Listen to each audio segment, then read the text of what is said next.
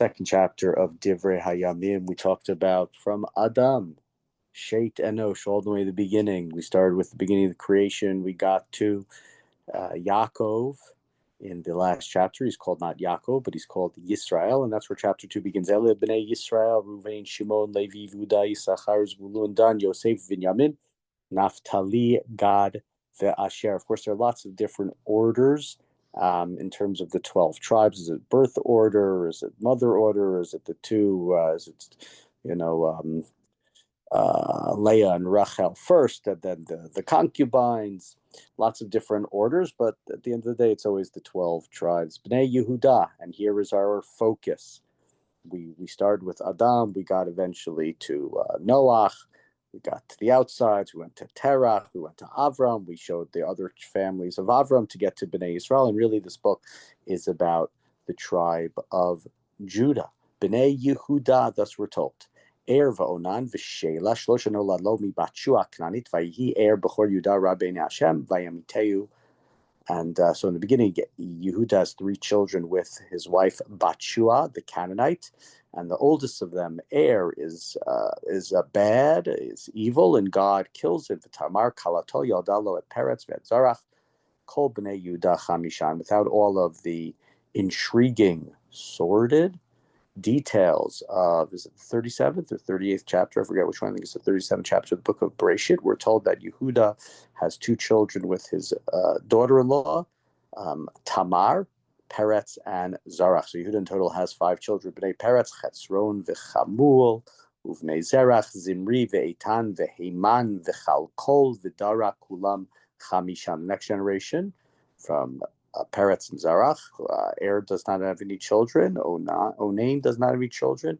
Don't remember here; it's not listed if Shelah does, but here we're going into the other families. Uvnei Karmi, we're in verse 7. Achar Ocher Yisrael Asher Ma'al Bacher, the sons of Karmi, Achar, the troubler of Israel, who committed a trespass against the prescribed items. Now, this is referring to in the book of Yoshua. His name is Achan. Here he's called Achar. It could have originally been some sort of spelling scribal error, a resh and a nun. The nun going further down, nun sofit. But obviously, part of the reason is he's called an Ocher Yisrael. He's described as an achar because he's an ocher Yisrael. He's somebody who causes trouble, who causes a problem for Bnei Yisrael, but he takes the loot from the city of Jericho all the way back in the beginning, early parts of the book of Yehoshua. Uvnei Eitan Azariah, Eitan son of Azariah, in word verse 9, Uvnei Chetzron Asher nolad lo et Yerachmiel, V'etram V'et Kitluvai. There we have more children mentioned, right? So here we have the children of Chetzron are the ones who are mentioned here. And verse 10, Varam holidet Aminadav, Aminadav holidet Nachshon, Nasi B'nei Yehuda. And here we have some familiar names in verse 10. Ram, we know the word Ram, but Aminadav and Nachshon ben Aminadav. Nachshon ben Aminadav is not a famous person in the actual text of the Torah. He's a Nasi, he's a prince, he's an important person, but obviously where he becomes important and legendary is in the Midrash that talks about him being the first one going into the Yam Suf, going into the Sea of Reeds, with the water going all the way up to his neck in some of the Midrashim. Continuing verse 11, V'nachshon holidet Salma, V'salma holidet Boaz, sometimes called Salma, sometimes called Salmon. And by this point in time, we've gone all the way from Adam, all the way from Israel, all the way from Yehuda to Boaz, who we learned, of course, about in the book of Ruth, which is 4 generations. He and Ruth are the great-grandparents of David, which is the way we're going. And that's where verse 12 is. Uvoaz holidet Oved, va'Oved holidet Yishai. The Ishai looks like also perhaps some sort of scribal error. I don't know anywhere else where he's called Ishai. Commentaries, Rashi says, it means he was a man, he was an Ish, he was a great warrior. Seems more likely that somehow the Aleph got ended up in there. Holid et Bechoro et Eliav v'Avinadav Hashenit v'Shema Shlishi. We have the names of the sons of Yishai, Eliav, Avinadav. We met them back in I think it's the 14th chapter of the book of Shmuel Aleph, where Shmuel goes to, of course, anoint David, and Eliav is brought out, and Shmuel looks at him and says, this is a beautiful man. This is a king. Look how regal he looks. And God says, you look with your eyes. You look on the outsides. I look on the insides. This is not a king for me. Of course, we have all the sons there, of course, until David, the one who is forgotten, who's in the field, who's the leftover. Continue verse 14. Netanel Aravi'i, Radaya Chamishi, Otsem Ashishi, David Hashvi'i. And that chapter makes it look like David is the 8th child, not just the 7th. Here's listed at the 7th. Va'achiotehem, Tsuya va'Abigail, Uvnei Tsuya Avishai, V'Yoav v'Asael Shlosha. And we also here have listed the daughters. Most Tsuya and Abigail. Tsuya is very important, nothing against her, but she's important because of her sons, because of Avishai and Asael, and mostly the middle one mentioned here, Yoav, who is David's general, does David's dirty work that we will not read about in Divrei Hayamim.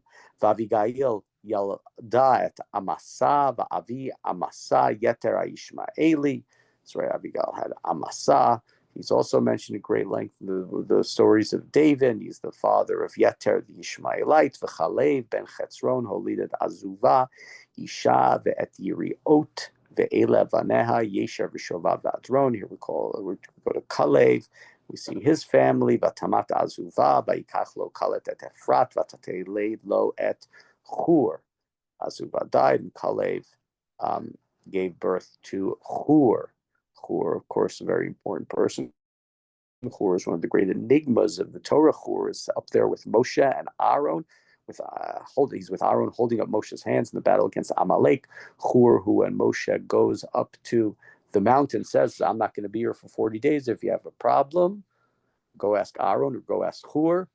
Of course, they ask Aaron. The golden calf is created. And Chur, we never hear from. The Midrash creates this story of the Jews first go to Chur, and Chur says, over my dead body, and that is what happens to him, and that's why we never see him again. He seems to be Moshe's nephew, and he's a very important person, and all of a sudden he's not mentioned anymore. He's not mentioned. So the Midrash tries to deal with this lacuna, what happens to Chur, with this Midrash, this story of Chur refusing to help Bnei Israel and Moshe not come down with their counting of 40 days, and they kill him. Continue with Chur. Chur holid at Uri, Uri holid at Bitzalel. We get a very important person. If you've been to Jerusalem, Bitzalel School of the Arts is named because of Bitzalel, who's not really mentioned at great length here, but of course we know he is the great architect and artisan of the Mishkan. Continue verse 21. V'achar b'chetzron al bat machir abi Gilad v'ulachavu ben shishim shana v'telel lo et skuv. Excuse me. We have Chezron, who sleeps with the daughter. He marries the daughter of Machir, the father of Gilad. So this would be from the tribe of Menashe. This is a place this is really focused on Yehuda, but this is somebody who gets married and has family along with the tribe of Menashe, not just all the family of Yehuda. Uschuv holid et Yair vayilo esrim v'shlosha arim be'eretz haGilad, and Schuv gave birth to Yair, who had 23 cities in the land of Gilad, and that's Yair, Chovat Yair, over there on the eastern side of the Jordan River. On Pasuk Chaf Gimel, vayikach Gishur va'aram et Chavot Yair meitam et Knat vet benoteh shishim ir kol ele bnei Machir abi Gilad. But Gishur and Aram took right from Chavot Yair, they took these cities, so all 60 towns, and all these were the sons of Machir, the father of Gilad. Let's go back into where we are. Ve'achar mot Chetzron b'chalev Efrata ve'eshet Chetzron Aviyah v'telot Ashur Abi Tekoa, after the death of Chezron, right? And Kalev Efrata Aviyah, his wife, has a child, Ashur, the father of Tekoa. Tekoa is a town. We came across different places earlier in our studies. It's in the tribe of territory of Yehuda, I believe.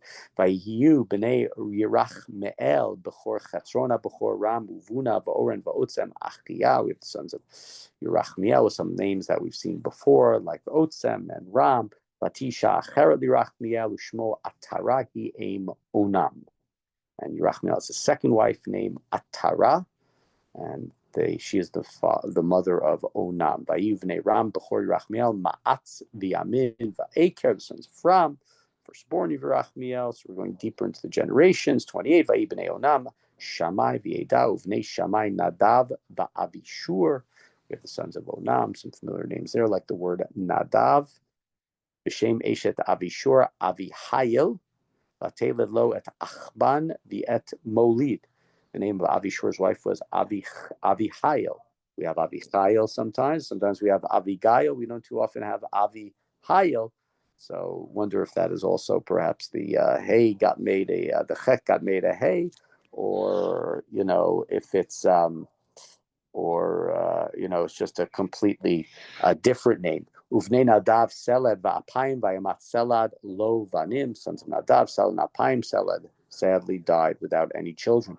Uvnei Apayim Yish'i uvnei Yish'i Sheshan uvnei Sheshan Achlai uvnei Yada were in 32. Achai Shammai Yeter v'Yonatan va'yomot Yeter lo vanim. And here we have another one. Yeter will mention his name, died also without children. Uvnei Yonatan Pelet v'Zaza Elu Hayu b'nei Yerachmeel. These are from the families of Yerachmeel. V'lo haya l'Sheshan banim ki im banotu l'Sheshan Eved Mitzri ushmo Yarcha. Sheshan had no sons, only daughters. Sheshan had an Egyptian slave whose name was Yarcha. Vaitain Sheshan et bitoli Yarcha Abdoli Shavatelo et Atai. Sheshan gave his daughter in marriage to Yarcha, a slave. And she had a child named Atai. Atai holid at Natan, and Natan holid at Zavad. Atai gave birth to Natan, and Natan gave birth to Zavad. I don't know where we are. It's hard to figure out unless you have a good family line. If this is the Natan who's Natan Hanavi. So I don't know if we're earlier, because obviously we went down to David and then we went back up to the families going back closer to Yehuda's time. Continuing 37, V'Zavad holad Eflal, V'Eflal holid et Oved, V'Oved holid et Yehu, V'Yehu holid et Azariah. Those are familiar names. We have also other places, the words name Yehu, Azariah. We have kings with those names. Not that those aren't these people. Vazaryan with 39, holidet chaletz, v'chaletz holidet el asa, ve'el asa holidet sismai, v'sismai holidet shalom, v'shalom holidet yikamya, v'kamya holidet eli shama. So here we continue now in verse 42. V'nei chalev achi rachmael meisha bechoro avi zif uvnei maresha Avi Chevron, sons of Kalev, brother Rachmiel. We have Mesha, was the father of Zith, the sons of Merasha, father of Chevron. So he was already called Chevron well before this. Uvnei Chevron, Korach, we've heard of him. V'Tupam, V'Rekem, V'Shama, V'Shema, Holidet Racham, because Korach here is different Korach, not the one we just read about on Shabbat. V'Shema, Holidet Racham, Avi Yor Ka'am, V'Rekem, Holidet Shammai. Uven Shammai, we're in 45. Mem Hey Ma'on U'Ma'on Avi Beit Sur Ve'efa Pilegesh Kalev Yolda et Charan V'et Motza V'et Gazez V'Charan Holidet Gazez. Right, Efa Kalev's concubine had Charan, Muzah, and Gazez, and Charan gave birth to Gazez. So sounds like a similar name to his uncle's name. Uvnei Yadai Regem v'yotam v'geishan v'felet v'efa v'sha'af pilegesh kalev ma'acha yalad shever v'et tirchana. So Kalev has a concubine, two more sons. V'telet sha'af avi madmana et shva avi machbena v'avi givau vat Kalev achsa. So had more children, and the daughter of Kalev was Achsa. Another person here, which we've mentioned past in stories. Ela hayu bnei Chalev ben Chur b'chur Efrata shoval avi Kiryat Yarim. These were the sons of Kalev, sons of Chur, and who have the city of Kiryat Yarim is where their family then ends up. Shalma avi Beit Lachem, Cheref avi Beit Gader, vayuvanim l'shoval avi Kiryat Yarim, haroeh chatzi hamnuchot. Shoval, the father of Kiryat Yarim, had sons.